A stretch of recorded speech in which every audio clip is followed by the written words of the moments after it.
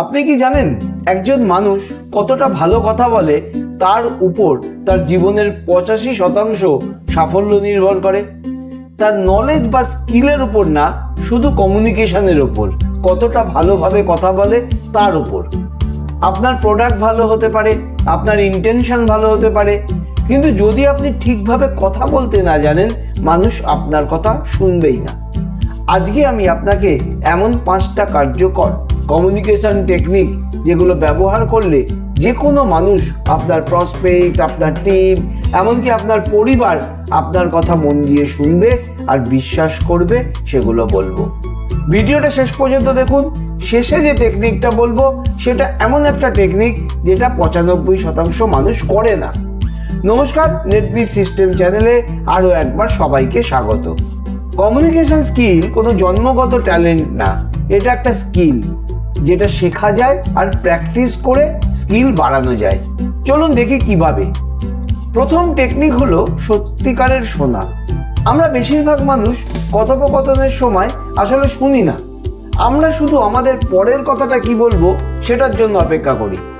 কিন্তু প্রকৃত কমিউনিকেটররা অন্যভাবে শোনেন। তারা মন দিয়ে শোনেন, শুধু শব্দ না, মানুষটার ইমোশন, তাদের আসল উদ্বেগ বোঝার চেষ্টা করেন। সাথে সাথে উল্টো দিকের মানুষটাকে বুঝতেও দিতে হবে যে আপনি তার কথা মন দিয়ে শুনছেন। একটা সহজ টেকনিক, কথা বলার সময় মাঝে মাঝে বলুন, আচ্ছা তার মানে তুমি বলছো, আর যা শুনছেন সেটা নিজের ভাষায় বলুন।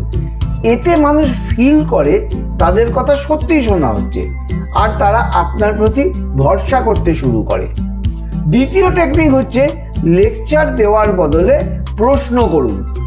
যখন আমরা কাউকে কিছু বোঝাতে চাই, আমরা প্রায়ই একতরফাভাবে বলে যাই, এটা করো, ওটা করো, এই কারণে এটা ভালো।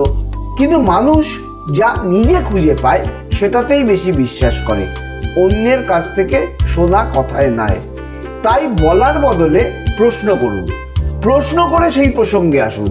যেমন সরাসরি বলতে পারতেন যে তুমি এক্সট্রা ইনকাম করলে ভালো হবে, তা না বলে জিজ্ঞাসা করুন, যদি তোমার মাসে আরও কিছু এক্সট্রা ইনকাম থাকতো, তুমি সেটা দিয়ে প্রথমে কি করতে? এই ধরনের প্রশ্ন মানুষকে নিজে থেকে ভাবতে বাধ্য করে আর তারা নিজেই সিদ্ধান্তে পৌঁছায়।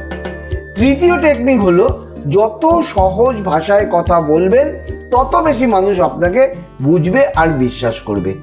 অনেকে মনে করেন কঠিন কঠিন শব্দ, ইংরেজি টার্ম ব্যবহার করলে খুব স্মার্ট লাগে, কিন্তু আসলে এতে উল্টো হয়, মানুষ কনফিউজড হয়ে যায়, দূরত্ব তৈরি হয়। সবচেয়ে ভালো কমিউনিকেটররা জটিল জিনিসও অতি সহজ ভাষায় বলতে পারেন, যে একটা বাচ্চাও সেটা বুঝে যাবে। পরের বার কিছু বোঝানোর সময় নিজেকে জিজ্ঞাসা করুন, আমি কি এটা আরো সহজ ভাষায় বলতে পারি? চতুর্থ টেকনিক, মনে রাখবেন আপনি কি বলছেন তার চেয়েও বেশি গুরুত্বপূর্ণ আপনি কিভাবে বলছেন।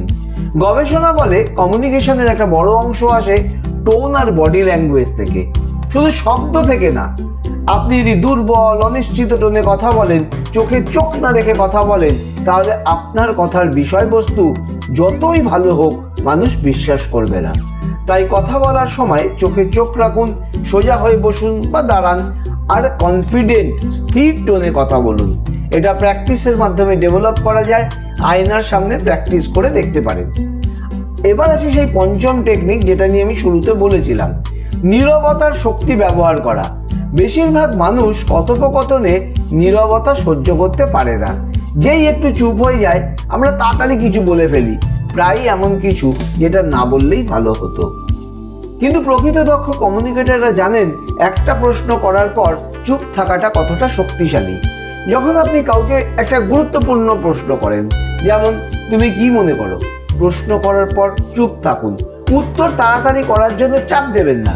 এই নীরবতা মানুষকে ভাবার জায়গা দেয়, আর প্রায় তারা এমন কিছু বলে ফেলে যেটা তাদের আসল মনের কথা, যেটা আপনার জন্য অনেক বেশি মূল্যবান তথ্য।